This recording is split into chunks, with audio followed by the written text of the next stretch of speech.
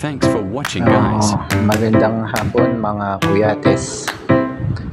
So ngayong araw magpapalit tayo ng LCD. So bali sa point na yan, tinanggal ko muna yung takip niya. So madali lang naman magpalit ng LCD basta may mga gamit ka sa bahay. Alam naman natin sa mga panahon ngayon, pusong-puso yung mga DIY. Importante, meron kang gamit sa bahay. So, yun nga.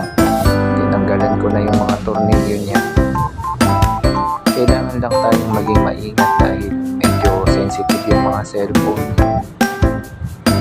So, bata pa naman kasi ako, hilig ko nang magkalikot ng mga ibang uri ng appliances. So, ngayon, halos matagal ko na rin ginagawa itong mga wala pang touchscreen na cellphone. Nagkakalikot na ako ng mga cellphone. So, hindi naman sa nagmamagaling. Basta't mga ganyang bagay lang naman replacement lang naman. Hindi naman tayo magpapalit ng pyesa. Dati kasi laging palit pyesa, inang ka ng inang. So, ngayon mas madali na kasi magpalit ng pyesa. Pero kung hindi mo naman alam kung paano gawin yan, huwag mo nang subukan dahil baka lumaki lang ang sira ng cellphone mo. So, kumbaga, ano rin naman kasi kanya-kanyang linya talaga. So, ako sadyang madami lang ako ng linya. Madami akong hilig So, bali yan, binuksan na natin yung bagong LCD. Yung cellphone nga pala na yan guys, mga kuyates, Vivo pala yan. Mga bagong labas na Vivo. So medyo maselan lang pagbaklas ng LCD kasi may mga ribbon siya na hindi ka pwedeng basta-basta humihila lang. So kailangan maingat ka rin.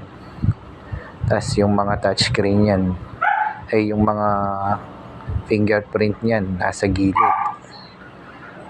May mga maliliit silang ribbon. So sa part na yan, tinetesting ko muna yung bagong LCD. So ayun, nag-appear naman yung charging indicator niya sa screen. So meaning to say, goods naman yung LCD niya.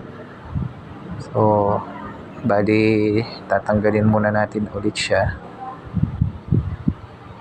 Para siyempre tatanggalin ko yung ano niya, clip ng yung ribbon niya, yung para maiangat ko ng konti. Tapos sa part na yan, lalagyan ko ng adhesive na yan, yung kulay itim. Madikit yan kaya medyo ano din yan, medyo risky rin yung paglalagay. Tsaka hindi ka basta-basta naglalagay dyan. Kailangan yung front camera huwag mo lalagyan, baka mamaya mag-picture ka dyan, wala nang makita, black na lang. May part kasi ng LCD sa bandang taas, nakadikit na yung lagay ng front camera niya. So sa part na yan, pinaikutan ko siya. Pero bago ko nilagyan yan guys, nilinis ko muna yan. Para pag nilapat mo yung LCD, hindi siya madi-disalign. Lapat na lapat talaga. Kasi pag hindi lapat yan, baka mag-crack lang yung LCD na yan. So sa part na yun, nilagay ko na ulit yung battery niya. Tapos nilagay ko na rin yung mga ribbon niya. So tatakpan ko na ulit siya. Lalagay ko yung mga tornilyo. Medyo binilisan ko lang yung video guys. So medyo mahaba kasi siya. Ayun na, ganun lang naman kadali mga kuyates. Kailangan alam mo lang yung ginagawa mo at nag-i-enjoy ka lang din. Siyempre may iba yung pag-iingat din naman. So marami akong video na ganyan, pero tinry ko lang naman po na i-upload. So para din naman maka-inspire din naman sa mga may kakayahan. So bali takip niyan, manipis lang siya.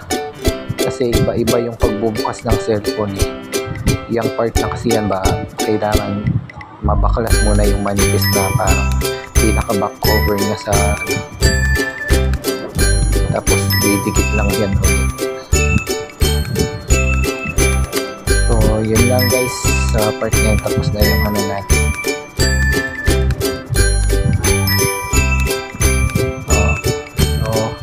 Para sa ibang mga video, kung okay lang sa inyo,